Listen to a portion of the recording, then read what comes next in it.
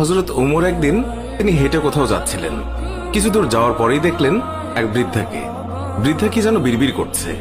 হযরত ওমর তার কাছে গেলেন, তার খোঁজ খবর নিলেন, জিজ্ঞাসা করলেন, আচ্ছা বুড়িমা, খলিফা ওমর সম্পর্কে তোমার ধারণা কি? বুড়ি হযরত ওমরকে আগে কখনো দেখেনি, তাই তাকে সে চিনতে পারেনি। বুড়ি হযরত ওমরের কথা শুনে কিছুটা বিরক্ত হলো, বলল, ওমর টোমর দিয়ে আমি কি করব? আমার কি এমন ঠেকা পড়লো যে আমার তার খবর নিতে হবে? নিজের চিন্তায় বাঁচি না। বুড়ির কথায় ছিল রাগ আর অসন্তোষের ছাপ। হযরত ওমর আবার তাকে জিজ্ঞাসা করলেন, বুড়িমা, ওমরের উপর তোমার এত রাগ কেন? বুড়ি চেঁচিয়ে জবাব দেয়, রাগ হবে না কেন? এই যে সে খলিফা হয়েছে, তো আমায় কি একটা পয়সাও দিয়েছে? নাকি কোনোদিন আমার খোঁজ খবর নিয়েছে যে আমি কি হালতে আছি? ও মানুষ না। হযরত ওমর বুড়ির কথা শুনে বড়ই চিন্তিত হলেন। ঠিকই তো, আমি তো তার তেমন খোঁজ খবর নিতে পারিনি।